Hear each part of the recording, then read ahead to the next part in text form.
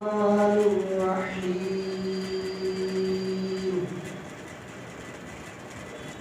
والضحى والليل إذا سجى ما ودعك ربك وما قلى وللآخرة خير لك من الأولى ولسوف يعطيك ربك فترضى ألم يجدك يتيما فآوى ووجدك ضالا فهدى ووجدك عائلا فأغنى فأما اليتيم فلا تقهر وأما السائل فلا تنهر وأما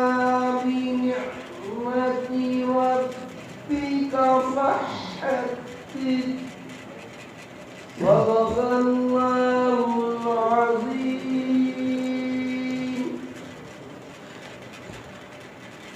اب میں مہمان خصوصی سے گزارش کروں گا کہ وہ پروگرام کا آغاز کریں اور ہمیں اپنے مواعظ حسنات کو تفویض فرمائیں اور اللہ رب العزت کہنے والے کو بھی توفیق دے جو حق ہے اور ہمیں بھی توفیق دے کہ ہم آپ کو تسلیم کریں اور اپنی زندگی کے اندر اسے عمل میں لائیں اور اس کی تبلیغ کریں. اللہ ہمیں اس پر آمادہ کر دے, نامزد کر دے, اللہ ہمیں قبول کر دے. آمین.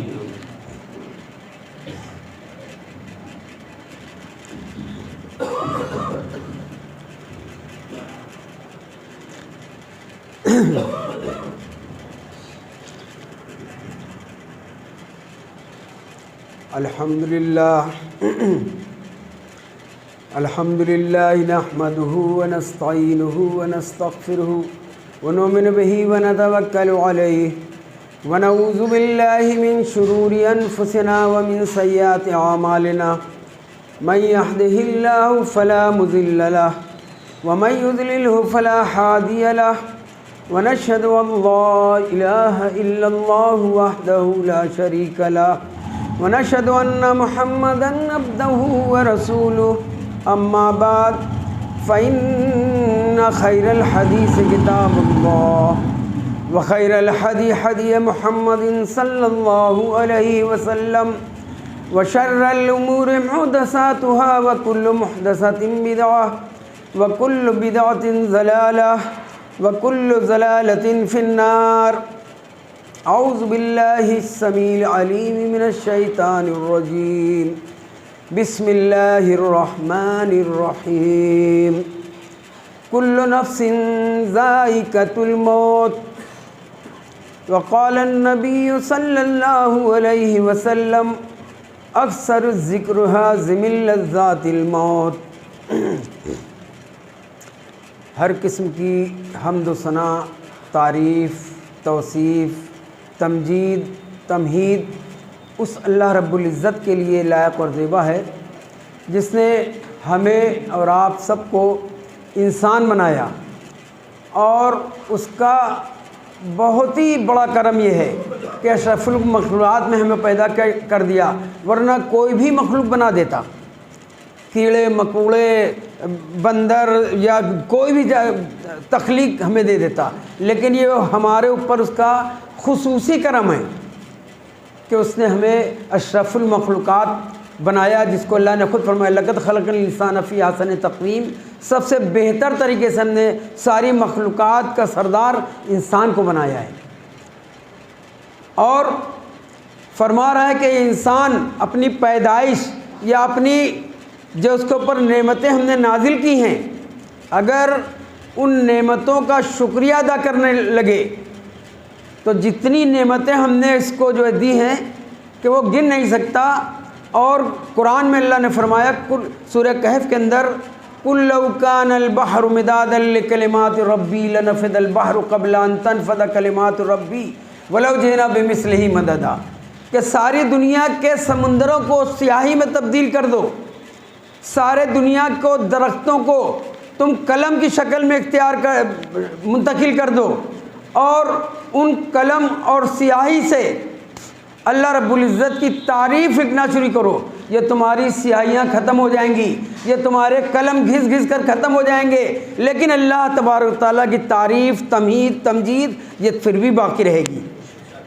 اللہ تبارک تعالیٰ کی تمجید اور اس کی ایک ادنے سے جو ہے آپ جو ہے اس کی ایک نعمت سے مثال لیجئے۔ ہارون رشید کے دربار میں ایک عالم دین، عالم باعمل جو ہے تشریف لے گئے، اور انہوں نے کہا ہارون رشید نے کہ جو ہے ہمیں کچھ نصیحت کیجئے۔ چنانچہ وہ عالم باعمل اللہ والے عالم نے کہا کہ خلیفۃ المسلمین آپ ایک گلاس پانی منگائیے۔ ایک گلاس پانی لایا گیا ان کے جو ہے دربار میں، کہا انہوں نے جو ہے وہ ہارون رشید کے ہاتھ میں پکڑا دیا،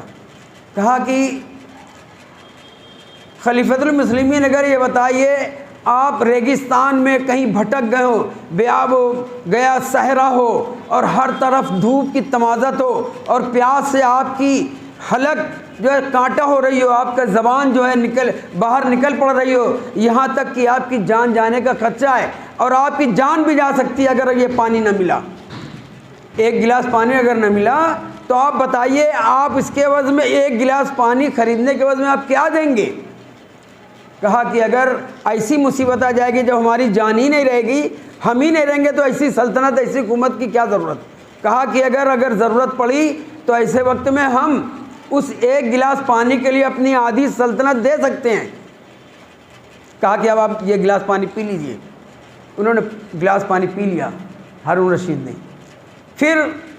انہوں نے کہا کہ اے خلیفۃ المسلمین آپ یہ بتائیے کہ اگر یہی ایک گلاس پانی جو آپ نے ابھی پیا ہے، ابھی نوش فرمایا ہے، اگر یہ ایک گلاس پانی آپ کے مثانے میں جا کے اٹک جائے، آپ کی پیشاب کی نلیاں بند ہو جائیں، آپ ہمارے درد کے چھٹپٹا رہے ہیں، اور جو ہے یہاں تک کہ آپ کی جان جانے کی نوبت آ جائے، یہی ایک گلاس پانی آپ کے جسم میں پھنس گیا، مثانہ اس کو قبول نہیں کر رہا ہے، تو آپ نے فرمایا کہ بتائیے کہ اگر یہ ایک گلاس پانی کے عوض آپ اپنی جان بچانے کے لیے کیا دے سکتے ہیں؟ تو انہوں نے کہا کہ اگر جان بچانے کے لیے ہمیں آدھی سلطنت بھی دینے پڑے، اس لیے کہ جان ہے تو جہان ہے، سلطنت کی کوئی حیثیت نہیں ہے، جب ہم زندہ رہیں گے تو اور سلطنتیں آ جائیں گی۔ کہا کہ جو بچی ہوئی آدھی حکومت ہے ہم یہ بھی دے دیں گے۔ تو اس عالم بعمل اللہ والے نے کیا فرمایا، اے خلیفۃ المسلمین آپ کی اس بڑی سے بڑی حکومت جو کہ جس کے بارے میں وہ اپنے عرش پہ کھڑے ہوتے ہیں، کہتے ہیں ایک ابر کا ٹکڑا نکلتا ہے اور اس کو دیکھتے ہیں، کہتے ہیں کہ تو جا جہاں بھی برسے گا اس کا خراج ہمارے جو ہے بیت المال میں آئے گا، اتنی بڑی حکومت تھی۔ تو انہوں نے کہا کہ اے خلیفۃ المسلمین اس حکومت کی قیمت صرف ایک گلاس پانی ہے، آدھے میں آپ نے جو ہے پینے کے وقت اور آدھی نکالنے کے وقت اس کو دے دیا۔ آپ یہ سوچئے انہوں نے ان کو نصیحت کی کہ آپ دن بھر میں کتنے لیٹر پانی فری آپ کاشت پی لیتے ہیں؟ اللہ تبارک تعالیٰ نے پانی پیدا کیا، ایک نعمت کا جو ہے تذکرہ کر رہے ہیں، کہا کہ ایک فری آپ کاشت کتنا بھی وہ کریں، لیکن اللہ تبارک تعالیٰ نے جو ہے آپ سے کوئی جو ہے وصولی نہیں کرتا، آپ سے کچھ نہیں جو ہے لیتا، آپ اسی طریقے سے بے شمار نعمتوں کو جس کو تم گن بھی نہیں سکتے، اس کی نعمتوں کا جو ہے آپ استعمال کرتے ہیں۔ آپ کتنے بڑے شکر گزار بندے ہیں، کتنا شکریہ کر رہے ہیں۔ کل آنے والے قیامت کے دن، یہ دنیا تو چند روزہ ہے، اس کے بعد کل جب اللہ کے یہاں کھڑے ہونا پڑے گا، جواب دینا پڑے گا، اس دن کے لیے کیا تیاری کی ہے؟ ہارون رشید پھوٹ پھوٹ کر رونے لگا، یہاں تک کہ اس کی داڑیاں آنسوؤں سے تر ہو گئیں کہ بتا ایز اے ایگزامپل یہ ہم نے واقعہ بیان فرمایا کہ اللہ کی ایسی ایسی نعمتیں ہیں. یہ آنکھ ہے، اگر دونوں آنکھ جو ہے ہماری چلی جائے، اگر ہماری دونوں آنکھ چلے، ہمارے لیے دنیا اندھیری ہے. ان سے پوچھے جن کے پاس آنکھ نہیں ہے. ہمیں اللہ نے فری آف کاسٹ آنکھیں دی ہیں، یہ ہمارے پیر دیے ہیں، ہاتھ دیے ہیں، سارے کتنی نعمتیں دی ہیں. ہم کتنا شکر ادا کریں لیکن کر ہی نہیں سکتے. محترم دوستوں اور ساتھیوں، اس مختصر تمہید کے بعد آقا نامدار احمد مصطفیٰ محمد مصطفیٰ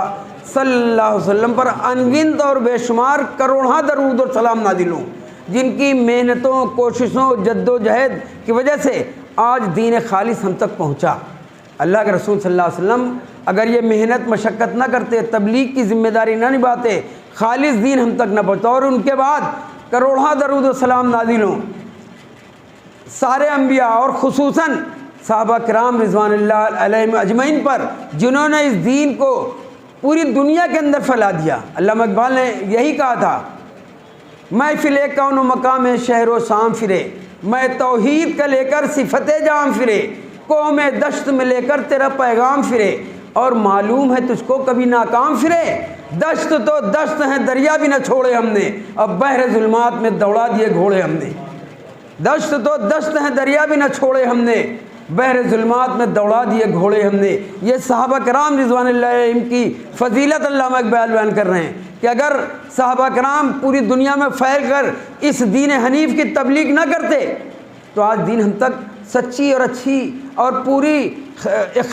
خلوص کے ساتھ اور محفوظ طریقے سے ہم تک نہ پہنچتا. یہ صحابہ کرام اور ہمارے تابعین، تبع تابعین، اسلاف دین اور ائمہ کرام کی وجہ سے اللہ تبارک تعالیٰ نے دین کو آج ہم تک پہنچایا. اللہ کی مختصر حمد و ثنا اور نبی پاک صلی اللہ علیہ وسلم پر انگن درود و سلام کے بعد، معزز سامعین، اس دنیا میں کون سا ایسا درخت ہے جو سرسبز اور شاداب ہونے کے بعد سوکھ نہ گیا ہو؟ کون سا ایسا پھول ہے جو کھلنے کے بعد مرجھا نہ گیا ہو؟ کون سی ایسی بستی ہے جو بسنے کے بعد اجڑ نہ گئی ہو؟ کون سی ایسی بستی ہے، تہذیب ہے جو دنیا میں آئی اور دنیا کے سے کوچ کر گئی؟ بڑے بڑے لوگ اس دنیا کے اندر آئے، بڑے بڑے لوگ. کہاں ہیں؟ علامہ حالی فرماتے ہیں، کہاں ہیں وہ احرام مصری کے بانی؟ کہاں ہیں وہ گردان زابل سے تانی؟ گئے پیش دی اور کہاں وہ قیانی؟ مٹا کر رہی سب کو دنیا فانی. بڑی بڑی تہذیبی اس دنیا کے اندر آئی. حمان آئے، فرعون آئے، شداد آئے، کلوپترا جیسی حسین خوبصورت عورت آئی، رستم اور سوراب جیسے پہلوان بھی اس دنیا کے اندر آئے، لیکن سکندر جیسے عظیم الشان بادشاہ بھی اس دنیا کے اندر آئے، لیکن کوئی اس دنیا کے اندر نہیں ہمیشہ ہمیش رہا ہے. کوئی بھی اس دنیا کے اندر نہیں رہا، یہاں تک کہ آدم علیہ السلام، نوح علیہ السلام، ادریس علیہ السلام، موسیٰ علیہ السلام، صالح علیہ السلام، نبیوں کی ایک بڑی تعداد جو آئی، لیکن سب اس دنیا کو سے کوچ کر گئے. یہاں تک کہ آخر میں ہمارے آقا احمد مصطفیٰ محمد مصطفیٰ صلی اللہ علیہ وسلم بھی اس دنیا سے کوچ کر گئے. انسان کو چاہیے کہ خیال قضا رہے، انسان کو چاہیے کہ خیال قضا رہے. ہم کیا رہیں گے جب نہ رسول خدا رہے؟ جب اللہ کے رسول صلی اللہ علیہ وسلم اس دنیا کے اندر جو بھی آیا ہے اس کا انجام موت ہے. اس دنیا کے اندر جو بھی آیا ہے، چاہے وہ ارب پتی ہو، کروڑ پتی ہو، چاہے وہ گلی میں جو ہے بھیک مانگنے والا ایک، یا سڑک پہ جو ہے رکشہ چلانے والا ایک مزدور ہو، سب کو اس دنیا کے چھوڑنا ہے. جو چند روزہ جو ہے اللہ تبارک تعالیٰ نے جو ہے ہمیں زندگی عطا فرمائی ہے، اس دنیا کے اندر ہمیں ہمیشہ نہیں رہنا ہے. اور ہم جیسے خالی ہاتھ آئے ہیں ویسے ہی خالی ہاتھ اس دنیا سے جائیں گے. سکندر ذوالقرنین جو کہ اتنا بڑا بادشاہ تھا، آدھی دنیا جس نے فتح کر لی تھی، اس نے اپنی وصیت کے اندر کیا کہا تھا جب میں مر جاؤں تو میرے دونوں ہاتھ جو ہے خالی جو ہے وہ کفن سے باہر نکال دینا. شاعر کہتا ہے، مہیا گرچ سبھی سامان دنیاوی و مالی تھے، سکندر جب گیا دنیا سے دونوں ہاتھ خالی تھے، اس نے یہ عبرت کے لیے لوگوں کو کہا دیکھو سکندر جیسے بادشاہ جس کی آدھی دنیا پر حکومت ہے، وہ بھی جب دنیا سے جا رہا ہے خالی ہاتھ ہے، خالی ہاتھ آئے وہ خالی ہاتھ ہی جانا پڑے گا۔ رستم اور سوراب جیسے پہلوان جن کا دنیا میں ڈنکا بجتا تھا، جب اس دنیا سے گئے تو کسی کی کوئی حیثیت نہیں رہی۔ آخری زمانے میں مکھی تک نہیں اڑا پا رہے تھے وہی پہلوان جن سے بڑی بڑی دنیا کانپتی تھی۔ نہ گورے سکندر نہ ہے قبر دارا، مٹے نامیوں کے نشاں کیسے کیسے، نہ رستم رہا اور نہ سوراب باقی، زمیں کھا گئی پہلوان کیسے کیسے۔ اسی طریقے سے کلوپترا جیسی حسین خوبصورت جس کے آج بھی دنیا میں نام ہے، اس کے بارے میں شاعر کہتا ہے سدا نہ بلبل باغا بولے سدا نہ باغ بہارا، سدا نہ یہ حسن جوانی تیری، سدا نہ تیرا بڑھاپا۔ ایک دن سب کو اس دنیا سے جو کوچ کرنا ہے، ایک دن اس دنیا سے جانا ہے، ہمیں بھی مر کے جانا ہے، ہمیں بھی جو اللہ تبارک تعالیٰ نے جو دنیا کے اندر بھیجا ہے امتحان کے لیے، ایک ایک لمحہ ہمارا بڑا قیمتی ہے۔ اللہ تبارک تعالیٰ قرآن عظیم کے اندر ارشاد فرماتا ہے سورہ رحمان میں کل من علیہا فان ویبقی وجہ ربک ذو الجلال والاکرام، ساری ذات فنا ہو جانے والی ہے سوائے تیرے پروردگار کی ذات وہی باقی رہے گی۔ سورہ قصص آیت نمبر 88 میں اللہ تعالیٰ فرما رہا ہے کل شیء ہالک الا وجہہ، تیرے پروردگار کے علاوہ سب فنا ہو جانے والے ہیں، کوئی بچے گا نہیں دنیا کے اندر۔ یہاں تک کہ جب ہمارا حساب قیامت کے دن ہو جائے گا، وہ موت کا فرشتہ جو کہ ہماری روحیں قبض کر کے دنیا سے لے جاتا تھا، اس کو بھی جب جنتی جنت میں چلے جائیں گے، جہنمی جہنم میں چلے جائیں گے، تو اللہ تبارک تعالیٰ اس موت کو بھی ایک مینڈے کی شکل میں جنت اور دوزخ کے درمیان لائے گا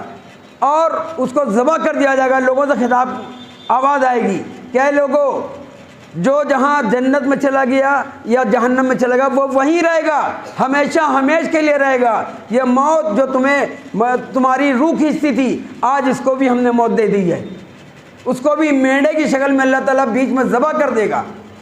تو اس سے پتہ چلا کہ کوئی بھی شخص جو ہے ایسا نہیں ہے جو ہمیشہ میں اس دنیا کے اندر ہے، یعنی کوئی بھی دنیا یا مافیا یا کائنات کی کوئی بھی چیز وہ باقی نہیں رہے گی، سب فنا ہو جانے لئے سوائے رب ذوالجلال والاکرام کی ذات کی، سب کے سب کو اور یہ موت انسان، بخاری شریف کی روایت ہے، اللہ کے رسول صلی اللہ علیہ وسلم فرماتے ہیں کہ جب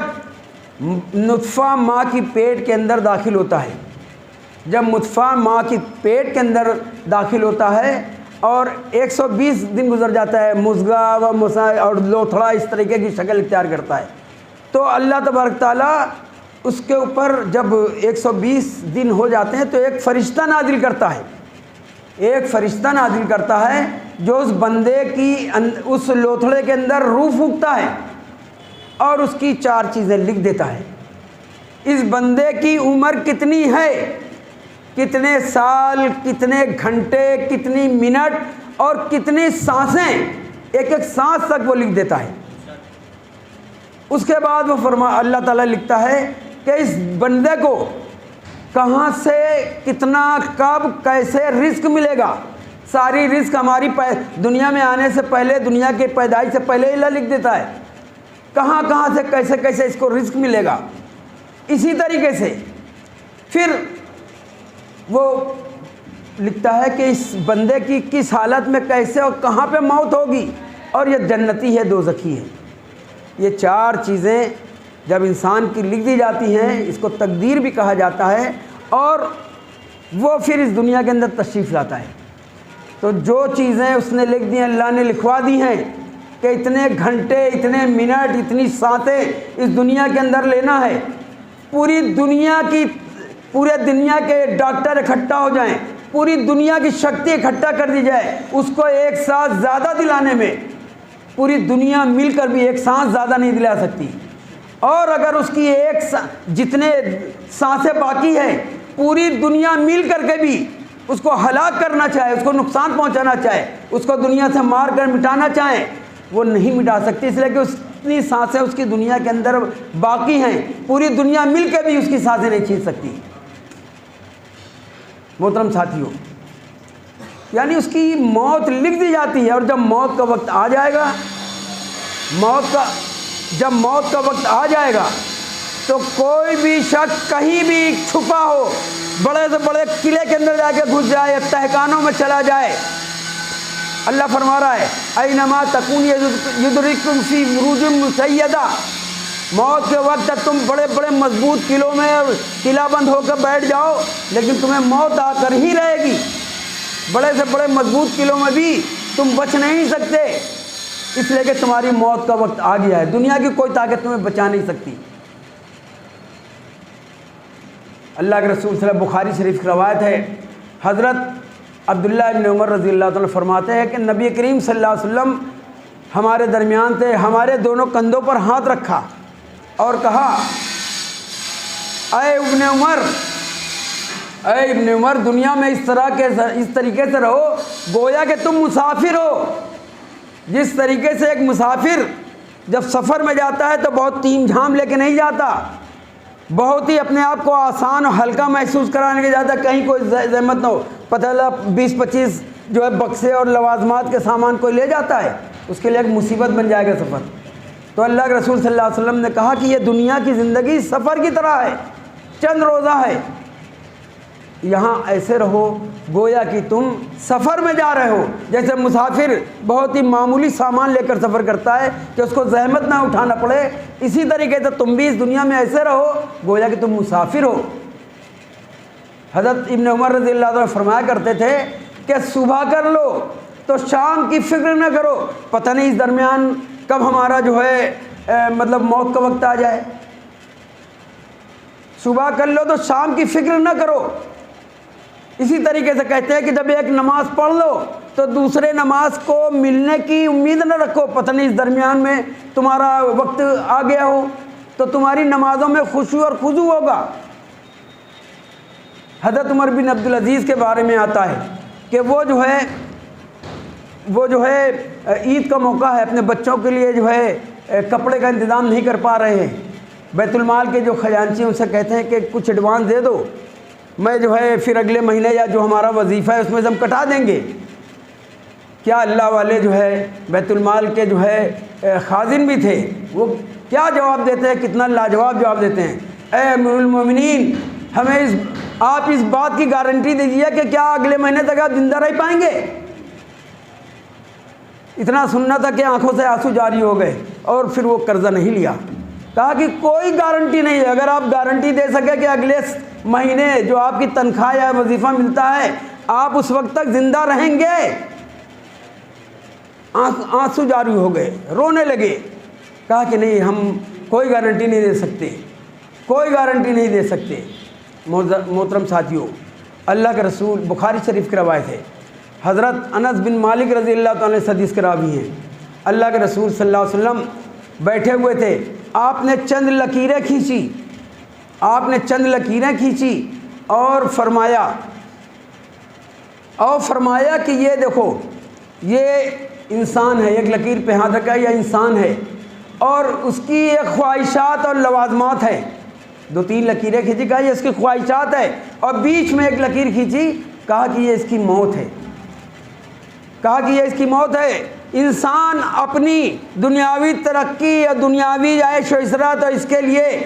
اتنا جد و جہد کرتا ہے کہ وہ اللہ کو بھول جاتا ہے اور جو ہے صرف دنیا حاصل کرنے میں لگاتا ہے، اور یہاں تک کہ یہ اس کے قریب جو بیچ میں موت کی لکیر ہے یہ آ پہنچتی ہے اور اس کو خبر تک نہیں ہوتی۔ وہ سوچتا ہے کہ پھر ہم توبہ کر لیں گے، پھر نماز پڑھ لیں گے، پھر دین پہ چل لیں گے، اور یہاں تک کہ وہ غفلت میں رہتا ہے اور جو ہے وہ موت آ جاتی ہے۔ اللہ فرماتا ہے الہاکم التکاثر حتی زرتم المقابر، تمہیں تکاثر یعنی مال و دولت اور سینت کا رکھنے کی عادت نے اتنا غافل کر دیا ہے کہ تم اسی مال کو اکٹھا کرنے میں لگتے ہو، یہاں تک کہ قبر کی منزل قریب آ جاتی ہے، تمہیں ہوش تک نہیں آتا، اچانک تمہاری موت آئی اور چلے گئے، اچانک تمہاری موت آئی اور چلے گئے۔ اسی لیے اللہ تعالیٰ کہتا ہے یا ایھاالذین آمنوا لا تلھکم اموالکم ولا اولادکم عن ذکر اللہ ومن یفعل ذلک فاولئک هم الخاسرون۔ اے ایمان والو،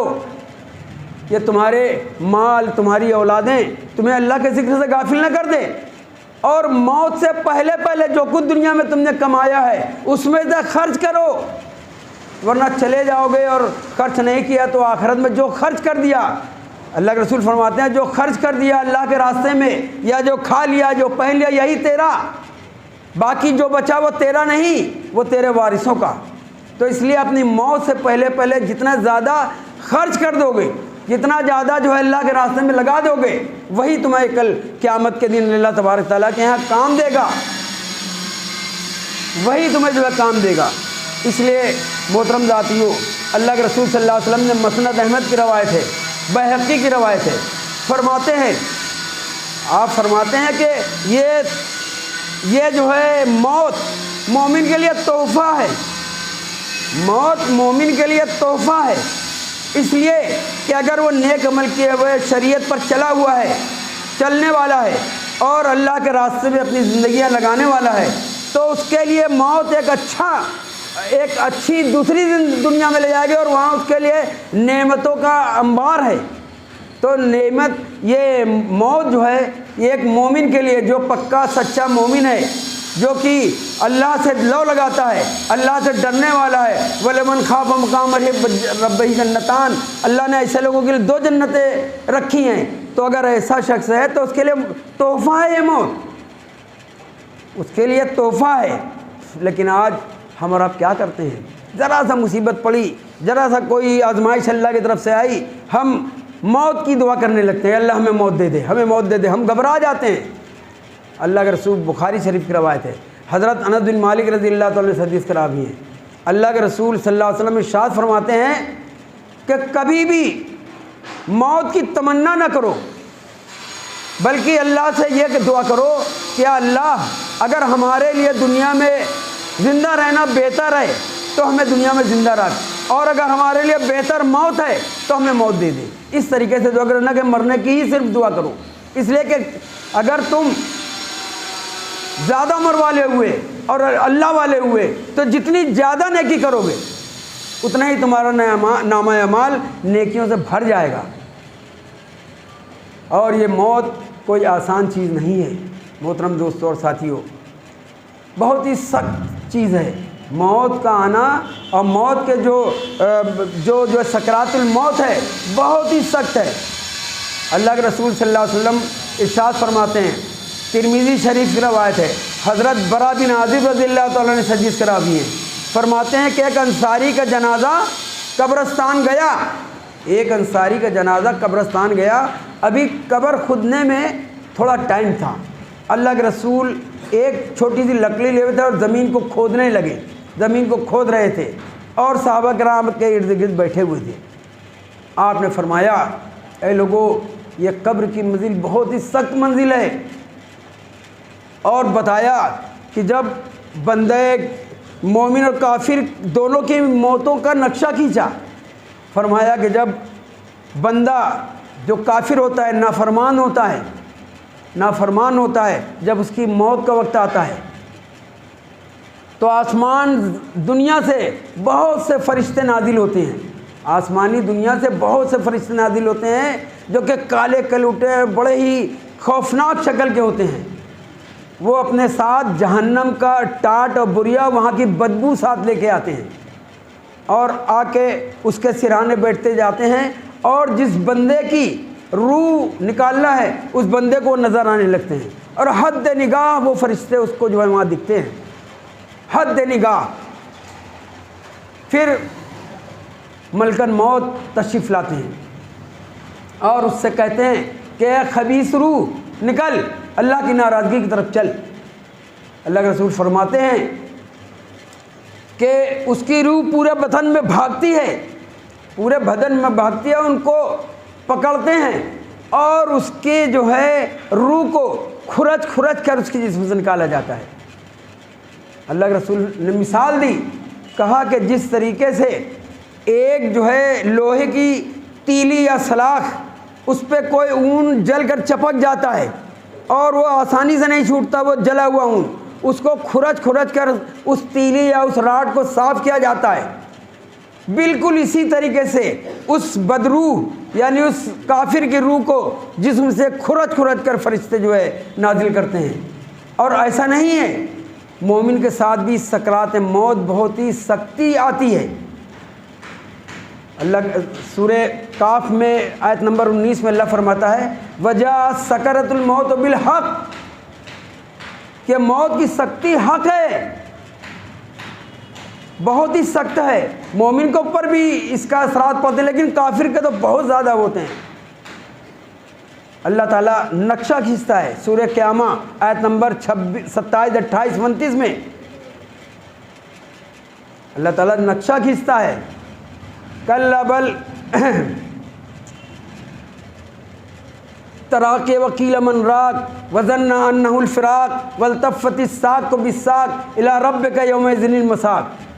جب موت کا وقت آ جاتا ہے اور جان ہنسلی تک آ جاتی ہے تو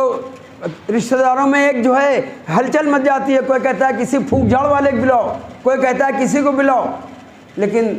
اس دن جو ہے کوئی وہ نہیں ہوتا۔ اور اس کی سکرات موت کی وجہ سے، موت کی سختی کی وجہ سے پنڈلی پہ جو ہے چڑھ جاتی ہے اور وہ بہت ہی عجیب طریقے سے وہ تڑپتا ہے۔ سکرات موت میں ایک دوسرے مطلب جب ایک دوسرے کی پنڈلی ایک دوسرے پر چڑھتی ہے اور وہ اسی میں الجھن اور مصیبت میں مبتلا رہتا ہے۔ مسند احمد کی روایت ہے، ایسا نہیں مومن کے اوپر بھی سکرات موت طاری ہوتی ہے۔ حضرت اللہ کے رسول صلی اللہ علیہ وسلم فرماتے ہیں، مسند احمد کی روایت ہے، فرماتے ہیں کہ بے شک سکرات موت بہت ہی سخت ہے۔ موت کی سکرات جب موت کھینچی جاتی ہے وہ بہت ہی سخت مرحلہ ہے۔ حضرت عائشہ رضی اللہ تعالیٰ عنہ اس حدیث کے راوی ہیں، بخاری شریف کی روایت ہے، فرماتی ہیں کہ میں نے اللہ کے رسول صلی اللہ علیہ وسلم کو مرض الموت میں دیکھا کہ آپ پانی کا پیالہ قریب رکھے ہیں اور مارے الجھن کے آپ پیالے کے اندر ہاتھ ڈالتے ہیں، بخاری شریف کی روایت ہے، ہاتھ ڈالتے ہیں اور اپنے چہرے پہ ملتے ہیں، کبھی اپنے چادر کو لے کے چہرے پہ ڈالتے ہیں پھر کبھی ہٹاتے ہیں۔ عجیب کیفیت ہے، آپ الجھن کی وجہ سے وہ ہو رہے ہیں، الجھن کی وجہ سے آپ وہ ہو رہے ہیں۔ اس کے بعد جو ہے فرماتے ہیں اللہ کے رسول صلی اللہ علیہ وسلم، سبحان اللہ الموت السکرات، سبحان اللہ، یہ موت کی سختی بہت ہی سخت ہے۔ آپ یہ فرماتے ہیں موت کی سختی بہت ہی سخت ہے، اللہ کے رسول صلی اللہ علیہ وسلم پر اتنی جو ہے مطلب الجھن طاری ہو رہی سکرات موت کی، یہ بخاری شریف کی روایت ہے۔ اسی طریقے سے حضرت عائشہ رضی اللہ تعالیٰ فرماتی ہیں کہ اللہ کے رسول کے سکرات موت کو دیکھنے کے بعد پہلے میں یہ تصور کرتی تھی کہ جن بندوں کے سکرات موت یا جو موت کی سختی ہوتی ہے وہ کوئی گنہگار ہے، گناہ کی وجہ سے ہوتا ہوگا، لیکن فرماتی ہے کہ جب سے میں نے رسول اللہ صلی اللہ علیہ وسلم کی سکرات موت میں الجھن اور وہ دیکھ لیا، تب سے میں یہ نہیں تصور کر کہ نہیں موت کی سختی ہے۔ حضرت عمرو بن عاص رضی اللہ تعالیٰ عنہ جو اس بات کے بڑے اتسک رہتے تھے، جو انتقال کرنے والا تھا اس کے پاس جا کے بیٹھ جایا کرتے تھے اور اس سے پوچھتے تھے کہ بھائی بتاؤ اس وقت موت کی کیفیت ہے، کیا محسوس کر رہے ہو؟ اکثر پوچھا کرتے تھے، کسی سے کچھ جواب ملتا کسی سے، یہاں تک کہ جب ان کی موت کا وقت آیا تو لوگوں نے ان سے پوچھا کہ کیسی کیفیت محسوس کر رہے ہو سکرات موت کی؟ کہا کہ لگ رہا ہے کہ آسمان زمین پر گرا پڑ رہا ہے، میں اس کے بیچ میں پس گیا ہوں، لگ رہا ہے کہ کوئی پہاڑ میری گردن پر رکھ دیا گیا ہے اور کانٹے میرے پیٹ میں بھر گئے ہیں اور میری روح کو کسی سوئی کے ناکے سے نکالا جا رہا ہے، اتنی تکلیف ہو رہی ہے۔ یہ حضرت عمرو بن عاص رضی اللہ تعالیٰ فرماتے ہیں۔ اسی طرح حضرت سداد بن اوس رضی اللہ تعالیٰ فرماتے ہیں جب ان کی موت کا وقت آیا تو ان سے لوگوں نے پوچھا کیسا محسوس کر رہے ہو؟ تو انہوں نے کہا کہ لگ رہا ہے کہ دنیا میں اس موت کے سکرات کی ہولناکی سے بڑی کوئی ہولناکی نہیں ہے، موت کے سکرات سے کی جو تکلیف ہے اس سے بڑی کوئی تکلیف ہی نہیں ہے۔ لگ رہا ہے کہ کوئی میرے بدن کو آروں سے چیر رہا ہے، میرے بدن کو آروں سے چیر رہا ہے کوئی، اور ایسا محسوس ہو رہا ہے کہ ہمارے بدن کو لوہے کی کینچی سے کاٹا جا رہا ہے، ہمارے بدن کو لوہے کی کینچی سے کاٹا جا رہا ہے، اور ایسا محسوس ہو رہا ہے کہ ہانڈی،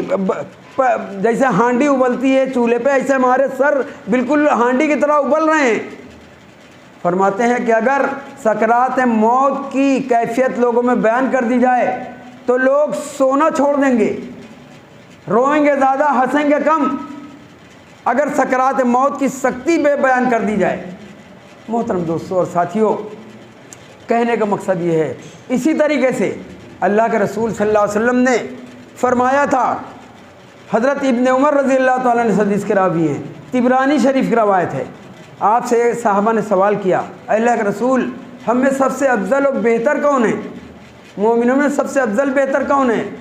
فرمایا جس کا اخلاق سب سے اچھا ہو وہ سب سے بہتر ہے مومنوں میں۔ اور فرمایا صحابہ کرام نے کہ ہم میں سب سے عقل مند کون ہے، عقل والے کون ہیں؟ تو فرمایا وہ شخص سب سے زیادہ عقل مند ہے جو ہمیشہ موت کو یاد رکھے، اپنے ہر کام کرنے سے پہلے اس کو موت یاد رہے اور آخرت کی زندگی رہے کہ کل یہ ہم کام کرنے جا رہے ہیں، آج کل اس کا ہمیں جواب دینا ہے اللہ کے یہاں،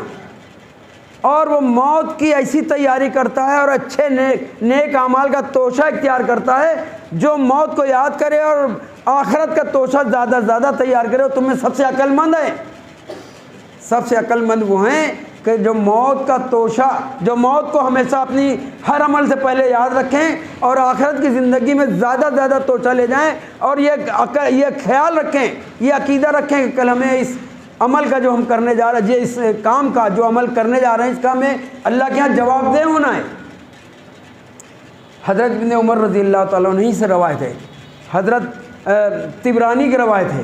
فرماتے ہیں کہ اللہ کے رسول صلی اللہ علیہ وسلم نے فرمایا تم میں سب سے عقل مند وہ ہیں کہ جو موت کو یاد رکھتے ہیں،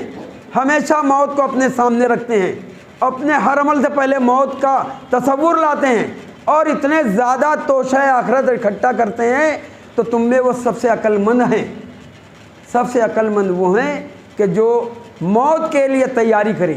آنے والی زندگی جو آخرت کی ہمیشہ ہمیش کی رہنے والی ہے اس کے لیے تیاری کرے، وہ تم میں سب سے بہتر اور افضل ہیں۔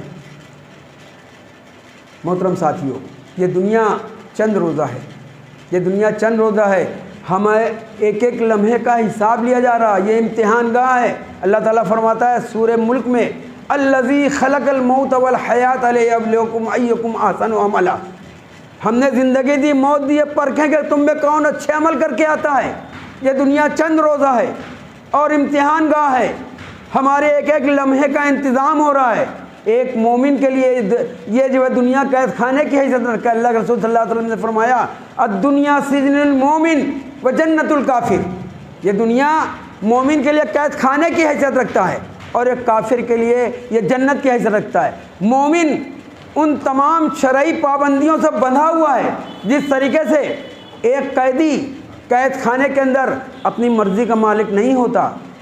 جب قید خانے میں اس کو جنگلے سے نکلنے کی اجازت دی جاتی ہے، جب اس کو کھانا کھلایا جاتا ہے، جب اس کو جیل مینول جو ہے اس کے مطابق اس کو وہاں زندگی گزارنی پڑتی ہے، اسی طریقے سے ایک مومن دنیا اس کے لیے قید خانہ ہے، وہ آزاد خیال نہیں ہے، جو جی چاہے اور جو اس کا نفس کہے اور وہ کرتا چلا جائے۔ یہ کافر کے لیے بتایا گیا کہ اس کے لیے مطلب یہ ہے، مومن کے لیے قید ہے، ہر عمل سے پہلے وہ دیکھے گا کہ اللہ اور اس کے رسول اس معاملے میں کیا فرماتے ہیں اور اس کے مطابق وہ عمل کرے گا۔ آزاد اور کھلا وہ نہیں ہے کہ جو جی چاہے جیسا چاہے ہمارا جی چاہ رہا ہم ایسا کرتے چلائیں گے۔ اس کو معلوم ہے، اس کا یہ عقیدہ ہے کہ ہم آج جو یہ کر رہے ہیں امتحان گاہ ہے، کل ہمیں اس کا حساب دینا پڑے گا اللہ کے یہاں کہ تم نے یہ عمل کیا تھا، ہم نے یہ حکم دیا تھا، تم نے اس کو کہاں تک مانا۔ اللہ کے رسول نے فرمایا الدنیا مزرع الآخرہ، دنیا آخرت کی کھیتی ہے، یہاں جو بوگے وہی وہاں کاٹو گے، بویا پیڑ ببول کا تو آم کہاں سے کھائے۔ اگر تم نے گناہوں کے کانٹے بوئے ہیں تو وہاں کہاں تمہیں جو ہے راحت ملے گی، وہاں جہنم میں جھونک دیے جاؤ گے، وہاں جہنم کے اندر جھونک دیے جاؤ گے۔ اور یہ دنیا کی زندگی چند روزہ ہے، اور یہ ہمارے مال، یہ ہمارے اولادیں، یہ ہمارے بڑے بڑے تعیش کے سامان، یہ سنگ مرمر کے مرمری جو ہمارے فرش ہیں، ہم ان پہ چلتے ہیں اور بڑی بڑی بلڈنگیں تعمیر کرتے ہیں، یہ سب دنیا کے اندر یہ دھوکے کی حیثیت رکھتی ہیں۔ سورہ کہف کے اندر اللہ تعالیٰ فرماتا ہے المال والبنون زینۃ الحیات الدنیا والباقیات الصالحات خیر عند ربک ثوابا وخیر املا۔ یہ تمہارے مال، یہ تمہاری اولادیں، یہ تمہارے تعیش کے سامان، یہ سب دنیا کی زیب و زینت ہیں، یہ سب فنا ہو جائیں گی، کوئی بھی نہیں بچے گا، اولاد بھی فنا ہو جائے گی، دولت بھی فنا، سب کچھ فنا ہو جائے گی۔ والباقیات الصالحات، جو کچھ تم اچھے اور نیک عمل کرو گے وہی باقی رہنے والی ہے، جو نیک عمل اور صالح عمل کرو گے وہی آخرت میں ہمارے کام آنے والی ہے، ورنہ سب کچھ فنا ہو جانے والی ہے۔ دوسری کہ اللہ تعالیٰ فرماتا ہے انما اموالکم و اولادکم فتنہ، یہ تمہارے مال، یہ تمہاری اولاد، یہ آزمائش کا ذریعہ ہیں، اللہ تعالیٰ ان کے ذریعے تمہیں آزما رہا ہے، یہ کہ تم کیسے ان اپنے مال کے، جب تمہیں مال ہم دیں تو اس کے جوش میں ایسا تو نہیں کہ تم پر فرعونیت طاری ہو جائے، تم اپنے اولاد کی کثرت کی وجہ سے غریبوں یا کمزوروں کو بالکل لات مارتے ہوئے چل رہے ہو، ایسا تو نہیں ہے۔ اللہ کہہ رہا ہے یہ آزمائش کا ذریعہ ہیں، اللہ تبارک تعالیٰ آزمائش کا ذریعہ ہیں یہ مال اور اولاد۔ محترم دوستوں اور ساتھیوں، یہ ہمارے لیے آزمائش کا ذریعہ اللہ تبارک تعالیٰ نے بنایا ہے۔ اللہ تعالیٰ اور یہ مال اور اولاد کل قیامت کے دن، یہ مال اور اولاد یہ جو جہنم کے کندے کی حیثیت ہوگی، اللہ تعالیٰ فرما رہا ہے یا ایھا الذین آمنوا قوا انفسکم واہلیکم نارا وقودھا الناس والحجارہ علیہا ملائکۃ غلاظ شداد لا یعصون اللہ ما امرہم ویفعلون ما یؤمرون۔ اے لوگو، تمہارے اولاد اور یہ جو ہے اہل و عیال، ان کی اصلاح کر لو، چونکہ قیامت کے دن تمہاری اولاد، یہ پتھر اور اولاد، یہ انہوں نے مطلب جو ہے دوزخ کے، ایسی ان کی تربیت کرو، ایسے اچھے ماحول میں ان کو لے کے جاؤ جو ان کے لیے بہتر ہو، ورنہ کل قیامت کے دن ہم کو پچھتانا پڑے گا۔ اگر ہم نے اللہ اور رسول کی نصیحتوں کو نہیں مانا تو کل قیامت کے دن محترم دوستوں اور ساتھیوں ہمیں پچھتانا پڑے گا۔ اللہ تعالیٰ